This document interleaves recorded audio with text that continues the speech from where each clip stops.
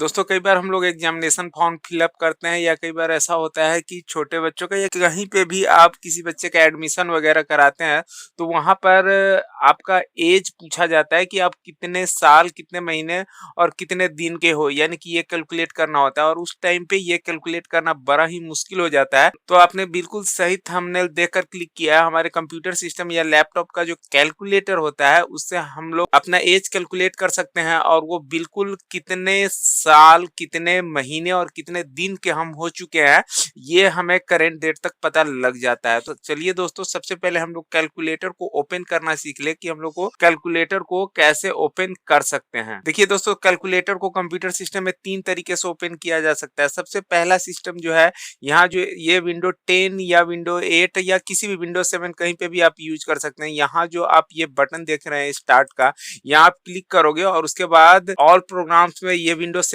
के लिए मैं फिलहाल बता रहा हूँ कि ऑल प्रोग्राम्स में जब जाओगे तो यहाँ पे ऐसे सीरीज होता है। ऐसे सीरीज में जैसे ही आप क्लिक करोगे तो सबसे फर्स्ट में यहाँ पे कैलकुलेटर आपको दिख जाएगा और इस तरीके से कैलकुलेटर आप ओपन कर सकते हो।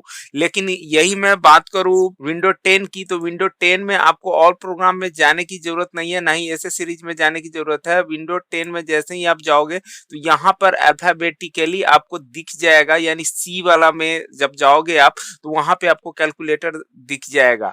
दूसरे मेथड की बात करूं, ये हर जगह काम करेगा कि जैसे ही आप यहाँ पे क्लिक करते हो विंडो 7 में तो यहाँ सर्च आपको दिख रहा होगा और इस तरह का सर्च बॉक्स जो है आपको विंडो 10 में भी दिखता है, विंडो 8 में भी दिखता है।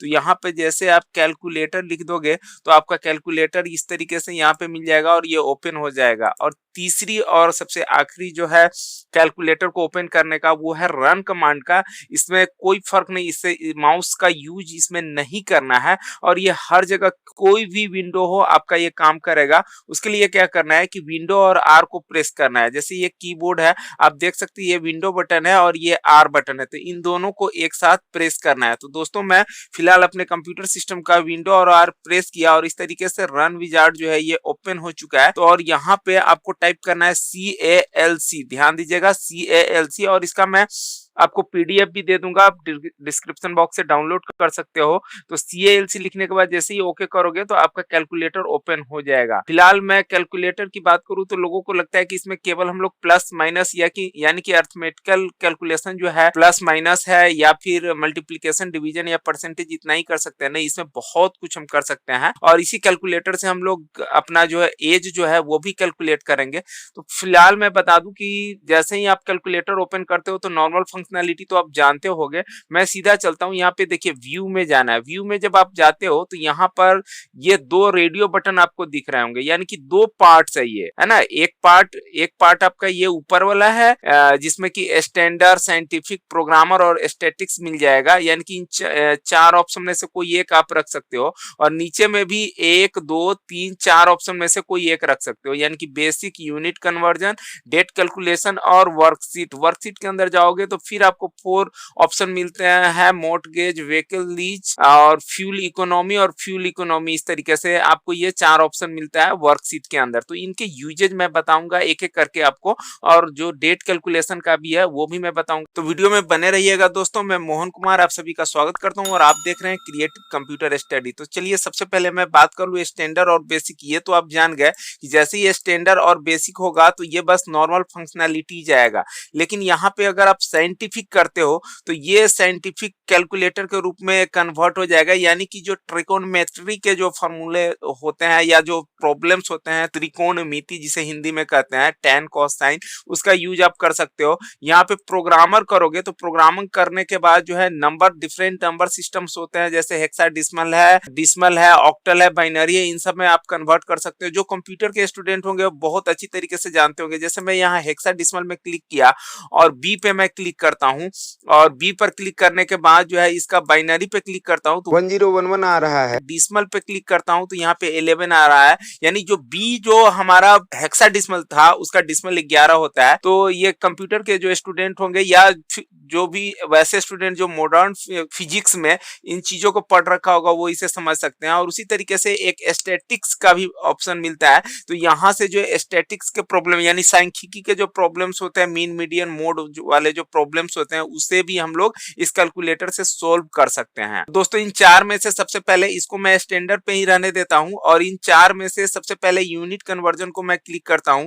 तो यहाँ पर आप देखिए कि यहाँ पे जैसे एंगल है और यहाँ पे दोनों डिग्री है, तो इसको आप रेडियन कर लीजिए। तो इस तरीके से कोई भी वैल्यू आप यहाँ पे डालोगे, जैसे यहाँ पे डिग्री में डालोगे 60 डिग्री डालोगे तो उसका कितना रेडियन में वैल्यू आएगा ये आपको शो कर देगा। उसी तरीके से मान लो कि इसमें आप जैसे एरिया का कैलकुलेशन करना चाहते हो तो एकर्स है और यहाँ पे मान लीजिए एकर्स का आप हेक्टेयर निकालना चाहते हो, यानी कि मान लीजिए हमारे पास 1 एकड़ है तो ये लमसम 0.4046 इतना हेक्टेयर होगा। इसमें और भी चीजें हैं जैसे कि स्क्वायर फीट में कोई एरिया है और उसको आप जो है स्क्वायर मीटर में निकालना चाहते हो, तो जैसे यहाँ पे 20 स्क्वायर फीट डाला तो यहाँ पे स्क्वायर मीटर में वो एरिया कितना होगा वो आपको यहाँ पे दिखा देगा, जैसे यहाँ पे 1.85 दिखा रहा है। तो इस तरीके से एरिया को कैलकुलेट कर सकते हो, वॉल्यूम को भी कैलकुलेट कर सकते हो कि किसमें आपको इनपुट देना है और किसमें आपको आउटपुट चाहिए, वो आप यहाँ से चेंज कर सकते हो। तो इन सब के अलावे अब मैं बात करूंगा डेट कैलकुलेशन की, लेकिन डेट कैलकुलेशन पे जाने से पहले थोड़ा सा वर्कशीट का मैं जिक्र कर दूं क्योंकि ये भी ऑप्शन यहाँ पे है। तो जैसे आप वर्कशीट में जाओगे तो यहाँ पर ये वर्कशीट में जाने के बाद मोर्टगेज आता है। मोर्टगेज में आपको यहाँ पे जो इंस्टॉलमेंट वगैरह होते हैं, जैसे कोई भी गाड़ी वगैरह आप लेते हो और उसका इंस्टॉलमेंट वगैरह निकालना है, क्या इंटरेस्ट रेट होगा, इस तरीके से आप यहाँ पे इंस्टॉलमेंट का प्राइस वगैरह बना सकते हो कि मंथली पेमेंट निकालना हो या फिर डाउन पेमेंट को कैलकुलेट करना हो कि परचेज प्राइस इतना है और टर्म्स इतने, इंटरेस्ट रेट इतना है, मंथली पेमेंट इतना होगा तो फिलहाल डाउन पेमेंट कितना करना होगा। तो ये सब यहाँ से आप कैलकुलेट कर सकते हो। इसमें देखिए इस वर्कशीट के अंदर एक और है व्हीकल लीज। व्हीकल लीज यानी कि कोई भी गाड़ी आप लीज पे देते हो तो उस तरीके से आप उसका लीज वैल्यू क्या होगा, लीज पीरियड कितने दिनों के लिए दे रहे हो, पेमेंट्स पर ईयर कितना करेगा, तो इस तरीके से व्हीकल लीज का भी यहाँ से कैलकुलेशन हम लोग कर सकते हैं। और इसी तरीके से एक चीज और इसमें देखूं मैं तो फ्यूल इकोनॉमी है। तो फ्यूल इकोनॉमी में यहाँ पर माइल पर गैलन है, जी का मतलब गैलन है, यानी कितना डिस्टेंस कवर किया और फ्यूल कितना गैलन यूज हुआ है ना। तो इससे आप इकोनॉमी निकाल सकते हो। जैसे वो माइलेज निकालते हैं ना गाड़ी का कि 60 किलोमीटर का एवरेज दे रहा है, गाड़ी का जो एवरेज होता है वो यहाँ से आप निकाल सकते हैं। लेकिन एक चीज ध्यान देना दोस्तों, यहाँ पे गैलन्स में फ्यूल पूछा जा रहा है कि कितना गैलन यूज हुआ और कितना किलोमीटर आपने चला।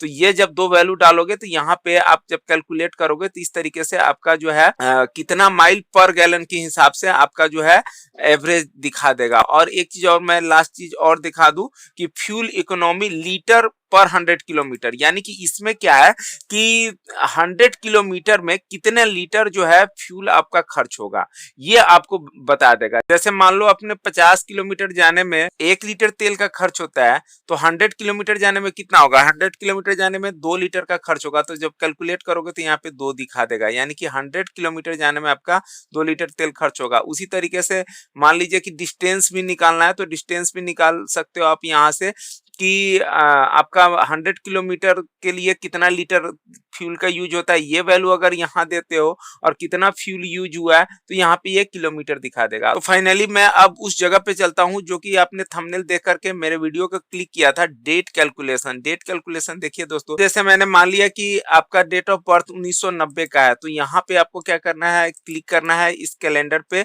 और इस 2022 पे आपको डबल क्लिक करना है। और इस तरीके से डबल क्लिक जब आप करोगे तो यहाँ पे 2020 तक आप बैक में जा सकते हो और बैक में जाना है तो फिर इस पे डबल क्लिक करो और इस तरीके से आप यहाँ पे पाओगे 2000 से लेकर के 2009 तक यहाँ पे आप जा सकते हो। तो यहाँ से थोड़ा सा बैक और जाना है और इस तरीके से यहाँ पर देखो 1990 से 1999 के पीरियड में जाना हो तो इससे यहाँ से हम लोग जा सकते हैं। तो इस पे मैंने क्लिक कर दिया, अब 1990 हमने चूज कर लिया। मान लीजिए आपका नवंबर का डेट ऑफ बर्थ है और मान लेते हैं कि 29 नवंबर आपका डेट ऑफ बर्थ है, यानी कि 29/11/1990 आपका जो है डेट ऑफ बर्थ है। 29 यहाँ पे डे सॉरी यहाँ पे मंथ पहले है ना, और फिर उसके बाद यहाँ पे डेट है और यहाँ पे ईयर है और आज हो रहा है 26 जनवरी 2022 हो रहा है। और इस तरीके से आप कैलकुलेट करोगे तो ये दिखा देगा 31 ईयर्स 1 मंथ 4 वीक है ना।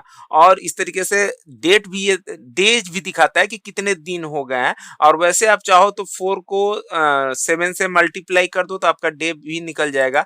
लेकिन जैसे मैं कोई और लेता हूं, जैसे मान लीजिए कि मैं 27 ले लेता हूं, 27 नवंबर। अब कैलकुलेट करके दिखा रहा हूं तो देखिए अब डे में दिखाएगा कि 31 साल 1 महीना 4 सप्ताह और 2 दिन के हो चुके हैं यदि आपका डेट ऑफ बर्थ 27 नवंबर 1990 है। तो इस तरीके से आप डेट भी कैलकुलेट कर सकते हो।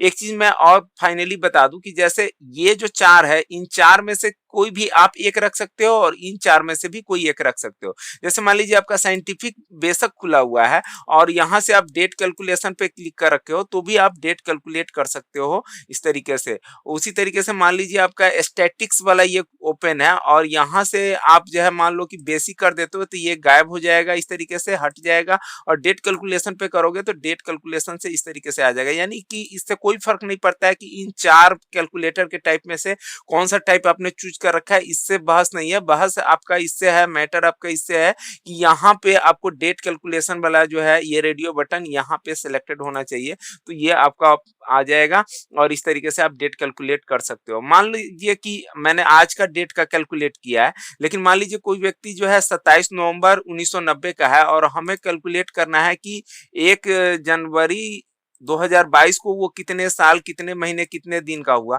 तो आप यहाँ से चूज कर सकते हो। यानी कि इसमें 2 वाला जितने तक लेना है आप यहाँ से ले सकते हो और जहां से लेना है वो डेट वैल्यू आपको यहाँ से लेना है। तो चलिए दोस्तों, मैं उम्मीद करता हूँ कि इस तरीके से डेट जो कैलकुलेट करना है, साथ ही साथ जो कंप्यूटर के कैलकुलेटर किस तरीके से आप ओपन कर सकते हो, कितने तरीके हैं, कितने वेज है उसको ओपन करने के, क्या क्या यूजेज आप यूज कर सकते हो एक कैलकुलेटर में, कंप्यूटर के कैलकुलेटर में, ये भी आपने बहुत अच्छी तरीके से समझ गए होंगे। साथ ही साथ एज जो कैलकुलेट करने वाली बात है वो भी आप अच्छी तरीके से समझ गए होंगे। तो वीडियो कैसा लगा निश्चित रूप से कमेंट करना, और यदि हमारे चैनल पे आप नए हो, अब तक हमारे चैनल को आपने सब्सक्राइब नहीं किया है, तो निश्चित रूप से मेरे चैनल को सब्सक्राइब करते हुए नोटिफिकेशन बेल पे क्लिक करके ऑल को दबाएं।